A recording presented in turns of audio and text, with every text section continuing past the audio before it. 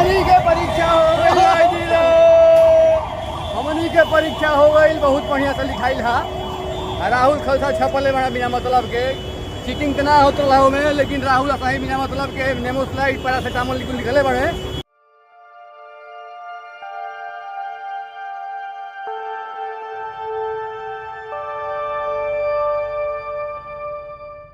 तो जय श्री राम भाई जी लोग। हमनी के आगिल बनिए 6 बजे के समय हो रहा बा। आगिल बनी जा हमनी के पटना में राजेंद्र नगर उतरनी है जा। राहुल भी बने आयो लड़का कहाँ तरह से हमनी के स्टाइल में कि काम मर्द टेम्पू खोजले बड़ा लो पैदले चौकी बोलो चलत रहलो ऐसा बहुत समय बा। हाँ तो हमनी के 11 बजे से एग्जाम शुरू बा। हमनी के 6 बजे पहुँच गई भैया पटना, ई सोच के कि कहीं हमनी के एग्जाम में लेट मत हो जाए भाई पहुँचे में। एले पहले ही हमनी के आगे नहीं जा अच्छा बच्चा बन के आई पटना के सुबह सुबह रोड पर हमनी के टहल रहल बनी भाई जी लोग। नया सरकार बनल आ नया सरकार बनते हमनी के पटना में आगे बनी जा। आ पटना में अभी कोनो खास अभी ट्रैफिक नहीं के देखे के मिलत, काहे कि सुबह का समय हो रहा बा। ओकर बाद सुने में और बड़ा ट्रैफिक हो जाला ई जगह, दिल्लियों से अधिक हो जाला। तो हमनियों को देखब जा आज का होता कैसे होता, साथ में बनल रही जा देखत रही जा। हमनी के ऑटो में बैठ गई बन जा भाई जी लोग, जा रहल बन जा एकदम पटना जंक्शन। रास्ता हमनी के मालूम ना रहा, तो फिर यहाँ से आइल बन जा, फिर ओइजे जा तनी जा और ओइजे से हमनी के ऑटो में ली तो प्रफुल के रूम पर जाए जा आ प्रफुल से भेंट होई हमनी के।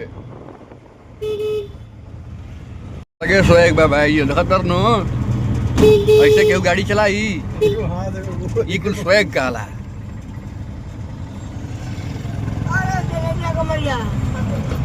प्रफुल मित्र आगिल बड़े बॉर्डर के ऊपर, प्रफुल बड़े बॉर्डर के ऊपर, हम बनी पाकिस्तानी हो हम हिंदुस्तानी है भाई जी लोग। तो हमनी के आगिल बन जाए एन कॉलेज भी। अब जा रहल बन जाए प्रफुल के रूम पर। बस ड्राइवर निकल लागत। हाँ ना लागत कह का है। हाँ देखा देखी तो उजर ड्रेस पहन लेता लो भाई जी लोग, लेकिन वाइफ निकल गया प्रफुल। लेकिन हम चप्पल में बानी लेकिन लागत नहीं साला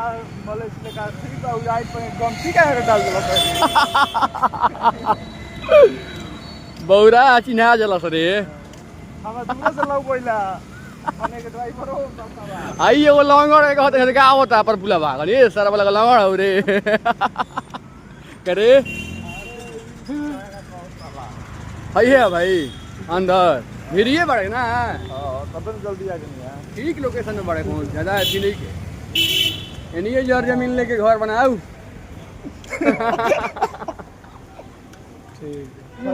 फ्लैटवा जना में रहता नहीं करेगा का उहे ले ले ओ से बड़ उपलब्धि कौनो ना होई। पूरा बिल्डिंग है साफ पानी के ऊपर से नीचे बताओ पूरा। अक्षय कुमार जौना घर के सामने फोटो खिंचावत रहे घरे कीन लेला से के जमाना में तेहू ऐसने बन हम फोटो लगले घाम उगी पैगा लिखल बड़े भूटानी Delhi public school. Delhi public school में हम निकले गए में रहे खातिर लागत अब फ्री में रहे के व्यवस्था के लिए अपन भाई जी लोग ऐसा केहू ना रहत होई। दिल्ली पब्लिक स्कूल 12 तक के लड़का पढ़े में ऊपर रूम ले ले। वाह रे भाई वाह वाह कई वाह रे भाई वाह भवा का रूम देखा तरनू हमारा आइला के खुशी में बेचारा सरिया के रखले बा एकदम सजीले बा बहुत सुंदर। तो हमने के कहते जे कि 3 दिन यही में रहब जा रहब के सुत जाए के बनी व्यवस्था बा सरवा तो नहीं 3 दिन में कहां सुती मिले मत सुतिए थे तू रात के हम डायरेक्ट फान जानत रहे हम जानत रहे कि काजवा कासा आवता तू हमारा खातिर व्यवस्था भइल बा सब व्यवस्था हमारा खातिर कइले बा। ओरी भाई वाह भाई वाह तो दिल जीत ले बड़े आज साचू कहत रही कतनो इमरजेंसी पर हमारा रूम पर मत तार ठेकावे के ऊपर दे पंखा चलावे खातिर मतलब डेली मौत से खेलत है लइका। आ नीचे ही स्कूलो बा बबुआ दिल्ली पब्लिक स्कूल बा बकुआइल बा कहत हाथ ना दूर में कैसे 3 आदमी रहब जा। हाँ तो तोरा खातिर थोड़े रखल बा अपना खातिर रखले बा सारे जाई बा ला चटे तो खाई के देली पतल किनियो पतल की निकल ली बो खाना खइबे खाना किनी सारा खाना के ये व्यवस्था नहीं के हॉस्टल है भाई बनाई ना हॉस्टल है जो मेस में अपना भर खाना में ले वाला वह न पानी जा जम तिहड़ो खा के रह जाई आई खुश रहला ये ना संग सिटी उटी में रहिले ओकबे दाल बनले ओकबे आई देख आईडी कार्ड में चुना के घुमत चल चल पेन के गांव में घुमता का लिखले बा धरिछना इंटर कॉलेज दरिचना सिंह ग्रुप ऑफ अगवा का लिखल रे इंस्टीट्यूट कहता ही पहले में टीटी लगा रे सर वाला तो फेस पूरा चोर लगा बा टीटी लगाते रे आज जूतावा खोला होगा जूतावा का नहीं खोला हो खोल जूता कतना बढ़िया रूम बा मेरा तो स्टूडियो लगा बा नाश्ता आ गेल हमनी के पोहा का भाई पोहा है नाश्ता आ गेल बा रहुला ना खाई ते का उठल बैठे कबे से कहा तक लेके आओ लिट्टी चोखा तो निके बुझा तो भूख लागल बा खइलान खजूर खजूर साला खजूरा दवा खा गयो आधावा खजूर खा गेल एक्सपायरी डेट वाला एक्सपायरी ना रे साला 27 तक बा अभी 9वां महीना तक बा 9वां महीना तक बा 9 महीना के खजूर ना करते साला आधा देखो तेरा कितना बचल हां बताओ आधावा खजूर खा के ही पोहा पर नजर पड़ल बा ये बैचलर लाइफ हटे हमनी के बानी जा यहाँ लपका रहल बड़े गरीब हट खजूर खाली से हम पूछनी है वाली जरा खाई ले क्या एक वाली कहनी है खियाओ हमरो के हैं खजूर पे ले बने इनके चाही खाना भइल बने है हॉस्टल में इतना कमी बा कि लइका तेल आ रोरी लगावे खातिर हेकर उपयोग कर रहा बा शीशा हम रखले नहीं की भाई काहे नहीं किस रखले 10 रुपया के चीज शीशा का मतलब जोते ना रह जब कैमरा रहे काहे ला 10 रुपया ज्ञान करी हाय रे गरीबी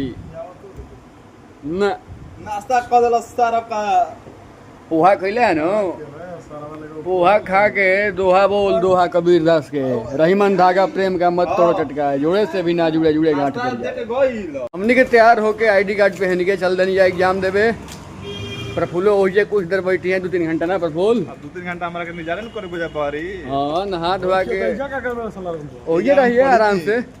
हमनी के चल दनी जा भाई जी लोग ये कुलबा अपन देख यही होटल में कनी का जो 1500 में रहियो 1500 में रही जो राहुल यही में 1500 रुपया खाना के एने चल है ना नो लेफ्ट नो ओने निकल जाए कब एने चल चलो आई रह जाए एने से जाए हां हमनी के टेम्पो पीछे गाड़ी चल गलत अब नो ये को जुबा बा पटना के कुल गांधी मैदान में महिला लोग आज रैली निकलने वालों कौन चीज के मांग है लोग का रक्षा चाहिए नु हाँ वही खातिर निकलने वालों पूरा गांधी मैदान के ये अब यूजे होता और कुछ होते नहीं खे